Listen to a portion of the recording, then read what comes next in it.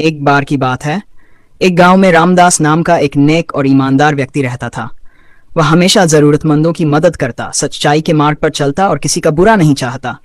लेकिन फिर भी उसके जीवन में दुखों की भरमार थी।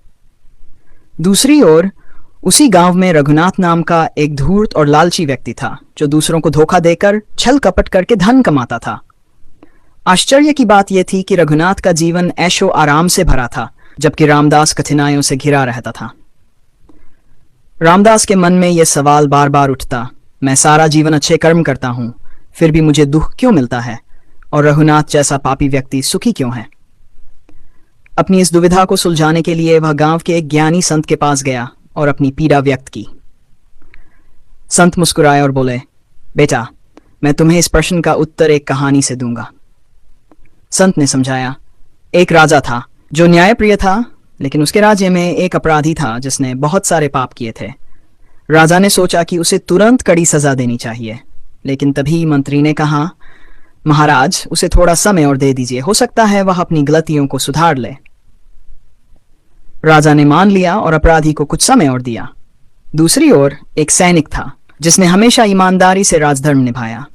एक दिन युद्ध में वह घायल हो गया और उसकी मृत्यु हो गई।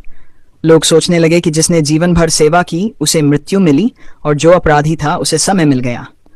लेकिन राजा जानता था कि सैनिक ने अपने कर्मों का फल पा लिया और अपराधी को अपने कर्मों का फल भविष्य में मिलेगा।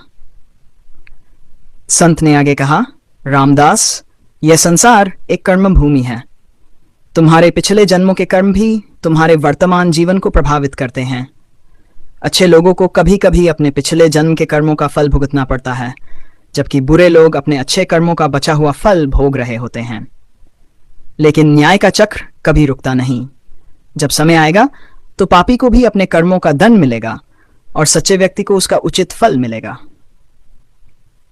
रामदास को अब समझ आ गया कि ईश्वर का न्याय तुरंत नहीं होता, लेकिन अवश्य होता है। उसने धैर्य रखा और अपने कर्मों में विश्वास बनाए रखा। समय बीता, रघुनाथ के पाप बढ़ते गए और अंत में उसे एक बड़ी विपत्ति ने घेर लिया। दूसरी ओर रामदास की ईमानदारी और अच्छाई ने उसे सम्मान और समृद्धि दिलाई। सीख, कर्मों का फल अवश्य मिलता है, कभी जल्दी कभी देर से, लेकिन न्याय का चक्र अवश्य घूमता है।